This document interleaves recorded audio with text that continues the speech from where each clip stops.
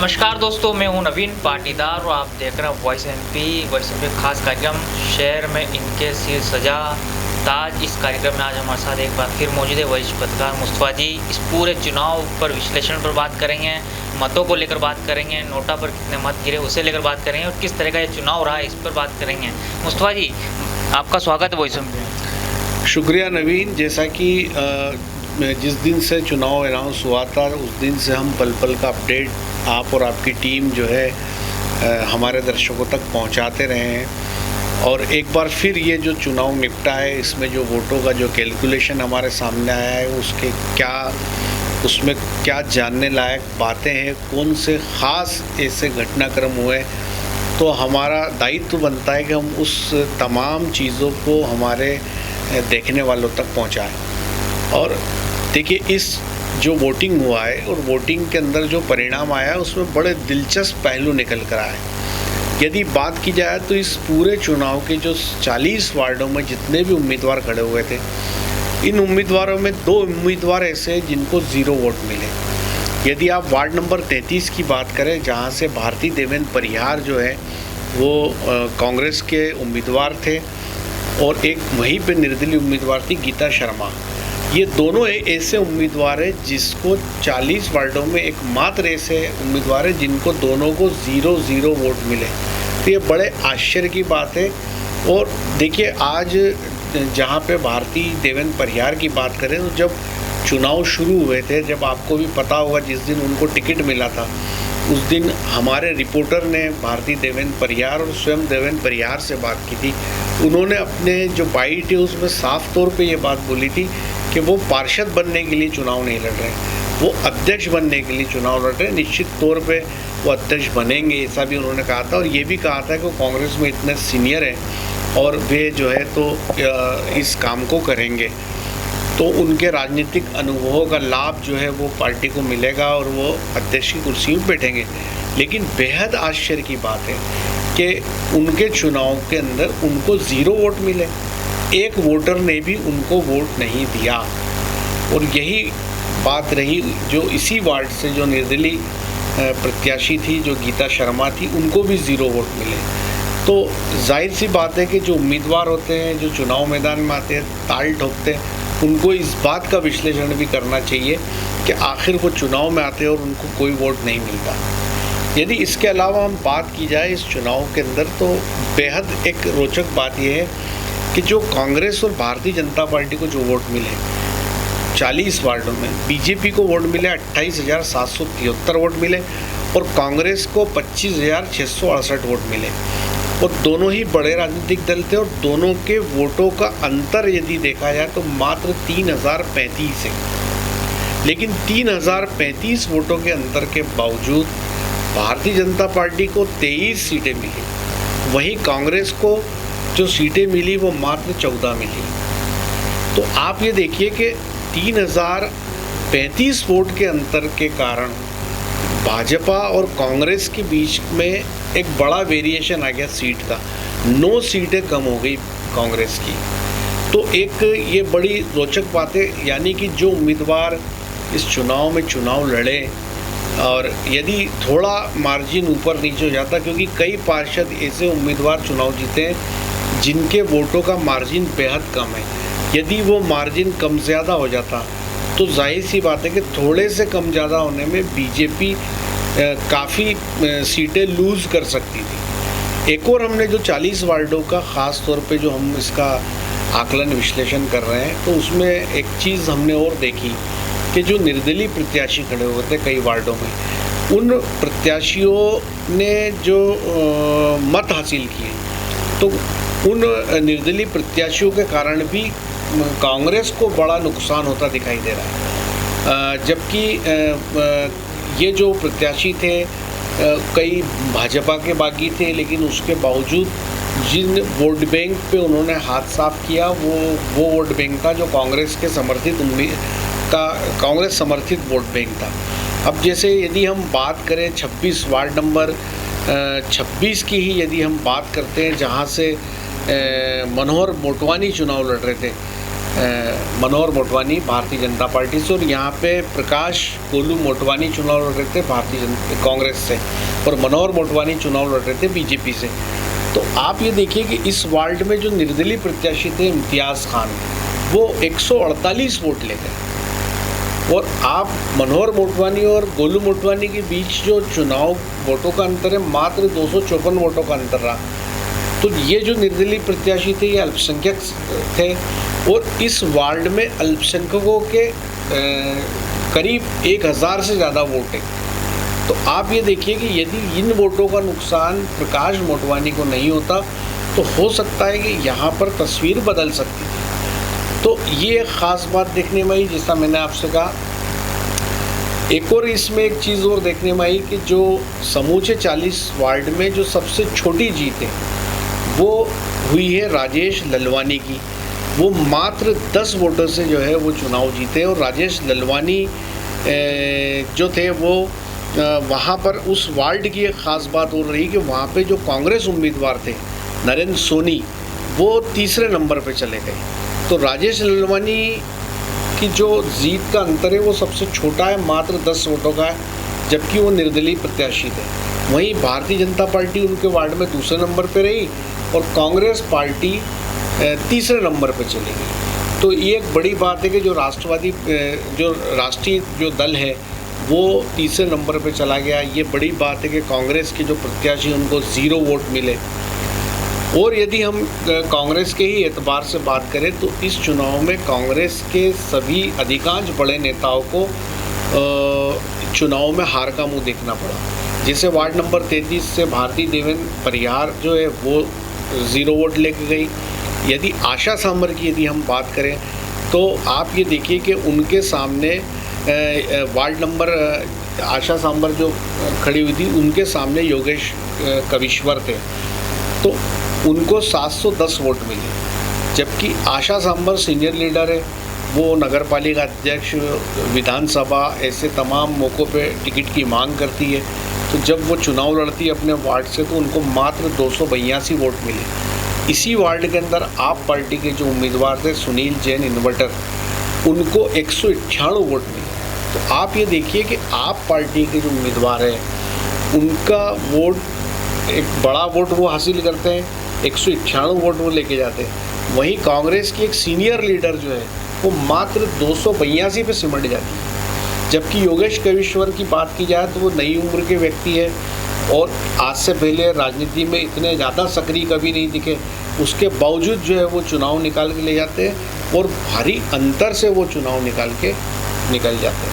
इसी तरह ward number 28 की बात करें तो वहाँ पर पृथ्वी सिंह वर्मा चुनाव हार जाते हैं और उनकी स्थिति उनके साथ 450 वोटों के अंतर से वहाँ बीजेपी प्रत्याशी जो है वो कमल शर्मा चुनाव जीतते। जबकि पृथ्वी सिंह वर्मा उसी वार्ड में रहते, पूर्व में कई पदों पर रहे, नगर पालिका अध्यक्ष का भी टिकट वो मांगते रहे थे पूर्व के अंदर। और आप देखिए वार्ड के चुनाव के अंदर वो भारी वोटों से हार जाते हैं।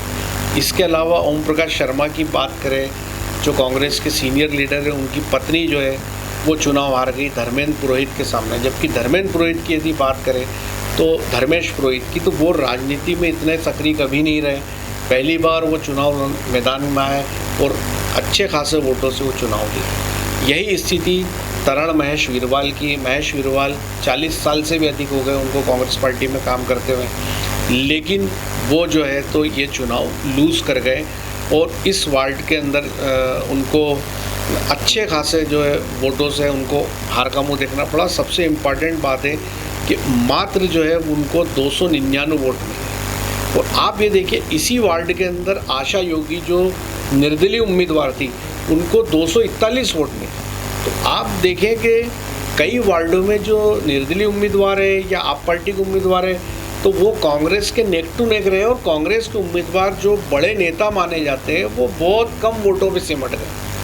इसी तरह यदि बात करें तो हारून रशीद जो है कांग्रेस अल्पसंख्यक नेता है, बड़े नेता है, उन्होंने अपनी पत्नी रुखसाना बी को चुनाव मैदान में उतारा था, तो उनको भी हार का मुंह देखना पड़ा। निर्दलीय ज़रूर थे लेकिन बेहद कम वोट वो हासिल कर पाए, 125 के करीब वोट उनको मिले। तो आप ये देखें कि जो कांग्रेस के जो इस तरह के जो उम्मीदवार थे जो बड़े नेता थे, बड़े नाम थे, जिनके बारे में कहा जा रहा था कि हर हाल में चुनाव जीतेंगे, लेकिन वो चुनाव हार गए।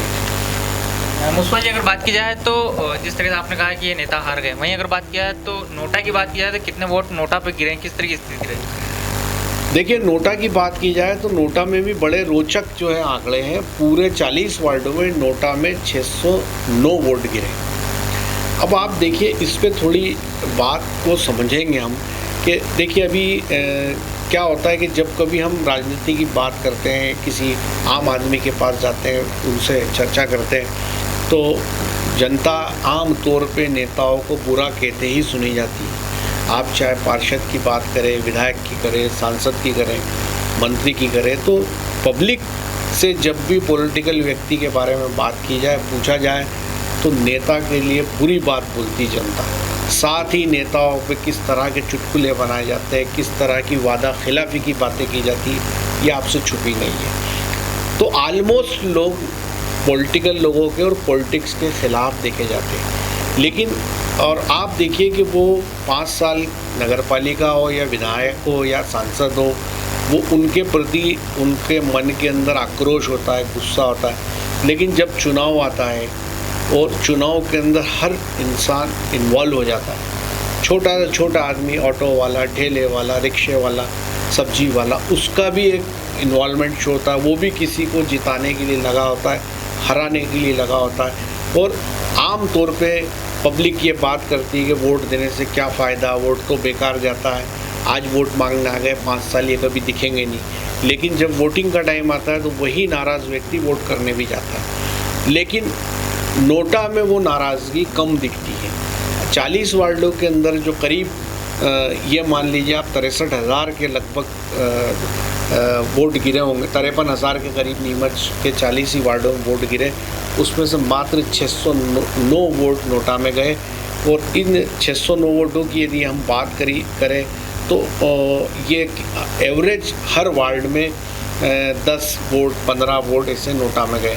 वार्ड नंबर 33 के अंदर 0 वोट नोटा में गए, क्योंकि वहाँ वार्ड में मतदाता ही कम थे, गिनती के थे, जितने थे उतने भी वोट डालने नहीं आए। पर 40 वार्डों में टोटल नोटा पे 609 वोट गिरे ना। मुस्तफा जी, अगर बात की जाए तो आपने जिस तरीके से बीजेपी और कांग्रेस के कैंडिडेट की बात होती है, किस तरीके से दिग्गज नेता चुनाव हार गए, क्या माना जाए कि जो जिन सीटों पर लगातार घमासान मचा हुआ था, तो वहाँ पर भारतीय जनता पार्टी को भी हार देखनी पड़ी और कांग्रेस को भी हार देखनी पड़ी?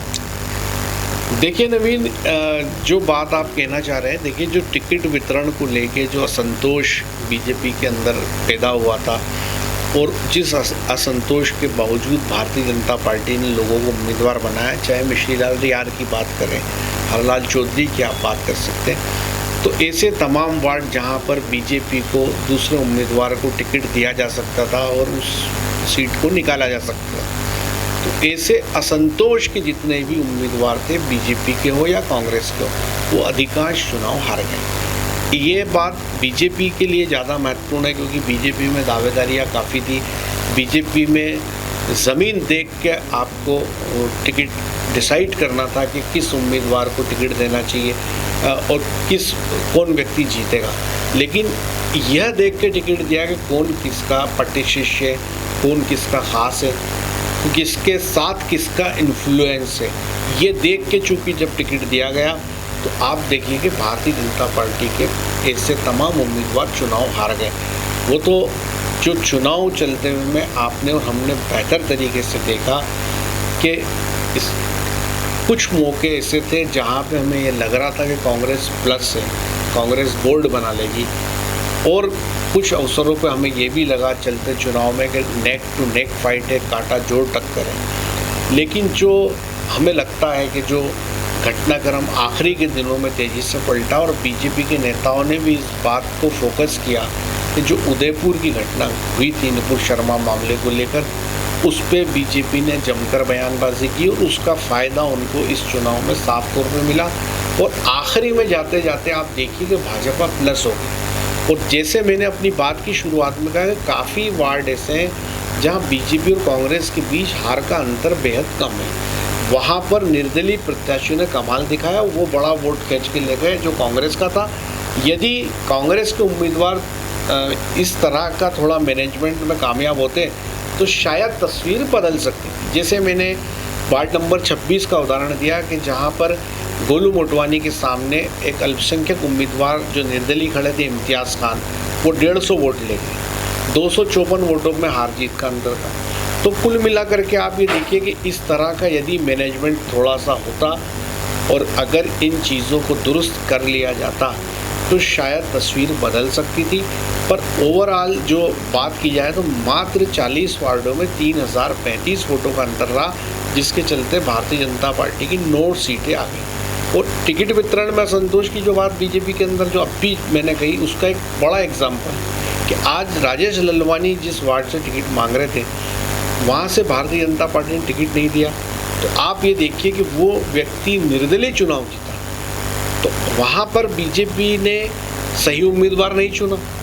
अगर बीजेपी की उम्मीदवारी सही तरीके से चुनी जाती, सही लोगों को लाया जाता, तो ये तस्वीर और बेहतर हो सकती थी जो इस समय हमारे सामने है। एक और ख़ास बात है नवीन, इस पूरे मामले में जो हमारे सामने जो बात निकल गई वो ये है कि इस चुनाव में जनता ने जातिवाद को पूरी तरह नकार दिया और जो एक स्टार्ट में जो एक सिस्टम हमारे सामने आया था और जैसा हमें लग रहा था कि इस चुनाव के अंदर जो जातिगत कार्ड खेला गया, यदि वार्ड नंबर 25 की बात करें तो इस वार्ड के अंदर कांग्रेस ने मीना सुरेश मोड़ी को टिकट दिया था और वहीं भारतीय जनता पार्टी ने रंजना करण परमाल को दिया था।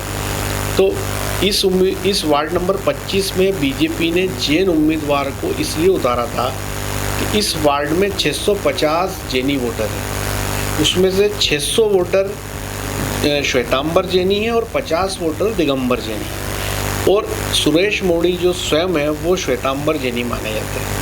तो उनको इस वार्ड से दावेदारी दी थी और ये माना जा रहा था कि इस वार्ड में जैनी कार्ड चलेगा और जैनी एकमत हो जाएंगे और एकमत होकर सुरेश मोड़ी को वोट करेंगे तो मोड़ी आराम से चुनाव जीत जाएंगे।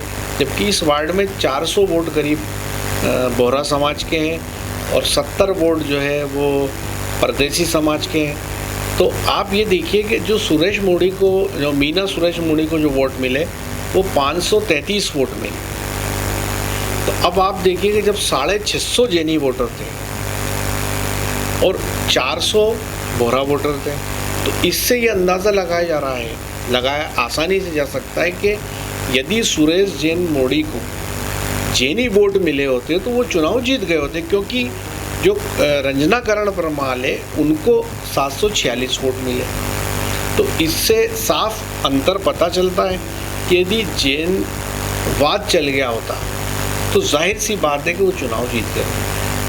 यही जातिवादी कार्ड की बात की जाए तो वार्ड नंबर 26 में कांग्रेस ने चतुराई की थी और वहाँ पर भी उन्होंने, चूँकि सिंधी वार्ड है तो वहाँ पे सिंधी समाज के ही प्रत्याशी को उन्होंने अपना, सिंधी समाज के व्यक्ति को अपना उम्मीदवार बनाया था, गोलू मोटवानी को। गोलू मोटवानी के साथ एक बड़ा प्लस पॉइंट था कि उनके मामा जो है वो सिंधी समाज के मुखी है, तो मनोहर अर्जनानी, और वे खुलेआम कांग्रेस का दुपट्टा डाल के अपने भांजे गोलू मोटवानी के लिए वोट मांग रहे थे।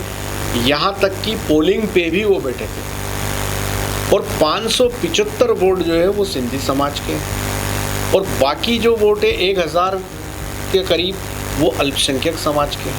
तो आप ये देखिए कि वोट चुनाव जब चल रहा था तब साफ तौर पे लग रहा था कि कांग्रेस ने जो सिंधी उम्मीदवार बनाया है तो अल्पसंख्यक वोट तो उसको मिलेंगे ही, लेकिन यदि सिंधी समाज के 575 वोटों में से इन्होंने 200-250 वोट अगर तोड़ लिए तो ये उम्मीदवार कांग्रेस का जीत जाए। और आप ये देखिए कि 575 जो सिंधी वोट थे उसमें से मात्र 96 वोट गोलू प्रकाश मोटवानी को सिंधी समाज के मिले, यानी कि जितने वोट वो लेके गए 737 वोट, उसमें बड़ा परसेंटेज जो वोट का था वो दूसरे अल्पसंख्यक वोटों का था। और इसी वार्ड में एक तीसरा उम्मीदवार जो अल्पसंख्यक था 150 वोट वो ले गया। तो अल्पसंख्यकों के ये 150 वोट अगर गोलू मोटवानी को मिल जाते तो प्लस हो सकते थे, या सिंधियों के अंदर 250 वोट के करीब अगर वो ले जाते हैं, 300 वोट के करीब तो प्लस हो सकते थे। तो आप ये देखिए कि सिंधी समाज जो परंपरागत तौर पे भारतीय जनता पार्टी का वोटर माना जाता है, उसने भी इस अपने वार्ड में सिंधी प्रत्याशी से किनारा किया और वोट भारतीय जनता पार्टी को दिया। और वार्ड नंबर 26 में जो जैन समाज है वो परंपरागत भाजपा का वोटर माना जाता है, लेकिन जैन उम्मीदवार के होने के बावजूद उन्होंने, जबकि सामने जैन नहीं था, जबकि आप ये देखिए कि सिंधी कॉलोनी के अंदर तो दोनों सिंधी थे, तो सिंधी वोट परंपरागत बीजेपी का, तो बीजेपी के उम्मीदवार चला गया। लेकिन वार्ड नंबर 25 के अंदर तो सामने जैन ही नहीं था, राजपूत उम्मीदवार था, रंजना करण परमाल, लेकिन यहाँ पर जैन समाज ने भी इस बात को नकारा और जो परंपरागत उनकी पार्टी है बीजेपी, उसी के साथ वो चले गए। तो कुल मिला के इस चुनाव में जातिवाद का कार्ड भी मुझे चलता हुआ नहीं दिखा। और आप ये देखिए कि जनता ने बहुत ही तोल मोल के बोल जैसा काम किया, बहुत सधा हुआ जो है जनता ने पोलिंग किया, और जो उम्मीदवारों को उन्होंने वोट किया बड़ी सोच समझ के वोट किया, और बेहतर तरीके से वोटिंग होने के कारण जो चुनाव है वो अच्छे तरीके से अच्छे उम्मीदवार इस चुनाव में जीतकर सामने आए। कुछ जगह ऐसा होता भी है कि कई परिस्थितियां उम्मीदवार के खिलाफ होती है, तो उम्मीदवार बेहतर होने के बाद भी चुनाव हार जाता है। तो ऐसा 1-2 वार्डों में होता है, लेकिन चुनाव है, चुनाव में तो जो वोट लेके जाएगा उसे ही जीता हुआ माना जाएगा, चाहे वो कुछ 19-20 भी हो। लेकिन यदि जनता ने उसको वोट दे के चुना है तो उसको आप नकार नहीं सकते। तो 1-2 बात इस चुनाव में और नवीन ख़ास देखने को मिलती है, वो ये मिलती है कि इस चुनाव में जो सबसे बड़ी जीत है वो दर्ज की है सोनू केदार राठौर ने। और वो जो सोनू केदार राठौर वार्ड नंबर 2 से जो चुनाव जीती है, उन्होंने 918 वोट से ये चुनाव जीता है। ये इस चुनाव की सबसे बड़ी जीत है। और जो राजेश ललवानी की जीत है, जो निर्दलीय जीत है, वो 10 वोटों से जीते, वो सबसे छोटी जीत है। यदि बीजेपी में सेकंड नंबर की बात करें तो वार्ड नंबर 12 के जीनू मेहता सेकंड नंबर पर रहे, उन्होंने 582 वोटों से ये चुनाव जीता। तो ये भी एक बड़ी जीत मानी जाएगी। और यदि हम बाकी कांग्रेस के एतबार से यदि बात करते हैं तो वार्ड नंबर 16 के अंदर जो यदि बात की जाए तो यहाँ पर नजमा इकराम पहलवान जो है वो बड़े अंतर से चुनाव जीती है, 559 वोटों से वो चुनाव जीती। अपनी निकटतम प्रतिद्वंदी जो थी नीतू नरेला, उनकी तुलना में वे 1043 वोट लेके गई, जबकि बीजेपी उम्मीदवार को 484 वोट मिले। वार्ड नंबर 9 की बात करें तो हरगोविंद दीवान, जैसा कि चुनाव स्टार्ट होने के समय से साफ तौर पे लग रहा था कि वो चुनाव जीत रहे हैं, कद्दावर नेता, 365 दिन लोगों का काम करते हैं, पब्लिक के बीच ही रहते हैं वो, तो उन्होंने भी 545 वोटों से ये चुनाव निकाला। और यदि वार्ड नंबर 11 की बात करें तो यहाँ पे जो कांग्रेस उम्मीदवार है भारत बहीर, उन्होंने भी बहुत शानदार तरीके से चुनाव निकाला और 543 वोटों से वो प्लस रहे हैं और 543 वोटों से वो चुनाव जीते। तो ये जो यदि बात की जाए तो ये 5 उम्मीदवार ऐसे हैं जिन्होंने 500 प्लस होकर और जीत हासिल की। और इस तरह से एक जो सीन सामने क्रिएट हुआ कि, और जो एक ख़ास बात कि जो दर्शक इस समय वॉइस ऑफ एमपी देख रहे हैं उनसे अनुरोध है कि यदि आप हमारी हर खबर टीवी पर देखना चाहते हैं तो नीमच के केबल नेटवर्क, सबसे बड़े केबल नेटवर्क के टीवी के 130 नंबर पे round the clock 24 hours voice of MP के चैनल पर आप अपनी खबरें देख सकते हैं। यदि आपके यहाँ पर के टीवी का कनेक्शन नहीं है तो आप ज़रूर के टीवी का कनेक्शन करवाइए, उस पर आपको अपना चैनल वॉइस ऑफ एमपी मिलेगा। दूसरी ख़ास बात कि आप हमारी खबरें हमारे यूट्यूब चैनल पर भी देख सकते हैं वॉइस ऑफ एमपी पर। यदि उसको सब्सक्राइब नहीं किया है तो आप उसे ज़रूर सब्सक्राइब करें।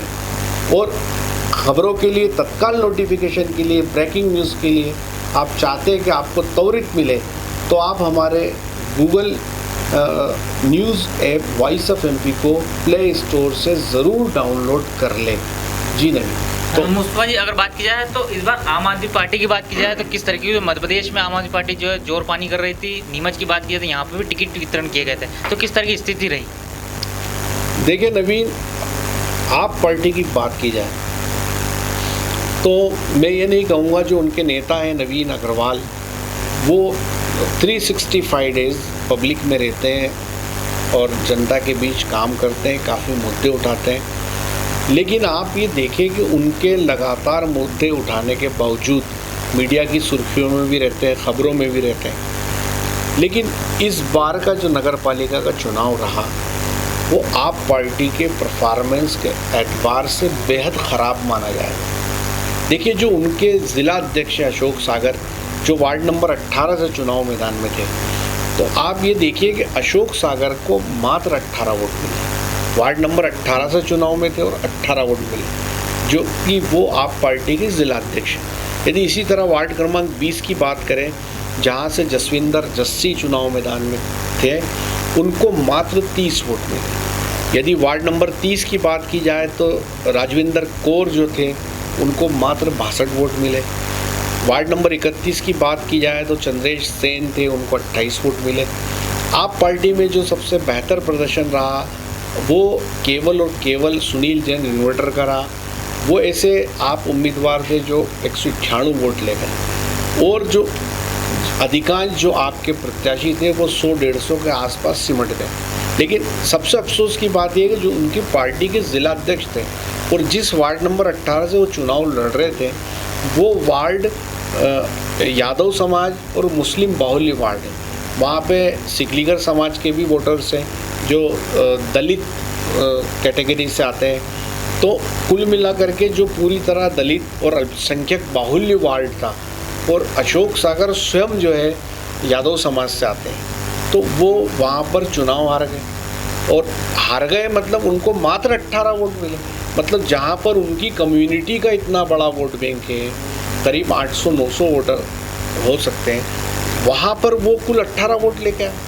तो आप पार्टी को एक एनालिसिस करने की ज़रूरत है कि आखिर उनकी ज़मीन तैयार क्यों नहीं हो रही, क्यों वोटर उन पे भरोसा नहीं कर रहा, क्यों वोटर उनके साथ नहीं जा रहा। तो नए सिरे से आप पार्टी को इस पूरे बारे में रिसर्च करना चाहिए। वहीं इस चुनाव ने बीजेपी को भी मैसेज दिया है कि यदि वो ज़मीन से जुड़े लोगों को यदि उम्मीदवारी नहीं देते, चुनाव मैदान में नहीं उतारते, तो उनको मुँह की खानी पड़ सकती है। यदि कुछ राष्ट्रीय स्तर के मुद्दे नहीं होते तो हो सकता है भाजपा का जो हिचकोले खा सकती थी, क्योंकि टिकटों को लेके भारी आक्रोश लोगों में पैदा हुआ था। और कांग्रेस पार्टी तो दिख ही रहा है कि यदि कांग्रेस के लिए जो ज़मीन तैयार थी, नगर पालिका का 2 साल का करप्शन, बंगला बगीचा मुद्दा जिससे 11 वार्ड प्रभावित थे, यदि कांग्रेस पार्टी ने थोड़ा होमवर्क किया होता, थोड़ा मैनेजमेंट किया होता और संगठन अगर कहीं चुनाव मैदान में होता, तो निश्चित तौर पे मैं आपको बता दूं कि ये तस्वीर बदल सकती थी और कुछ बेहतर तस्वीर कांग्रेस के लिए हो सकती थी। लेकिन फिर भी कांग्रेस के प्रदर्शन को बेहतर ही कहा जाएगा कि पिछली परिषद की तुलना में इस बार कांग्रेस के 9 पार्षद ज़्यादा है। तो जाहिर सी बात है कि कांग्रेस ने पिछली बार से तो इस बार बेहतर प्रदर्शन किया। 14 पार्षद एक बहुत बड़ी ताकत होती है।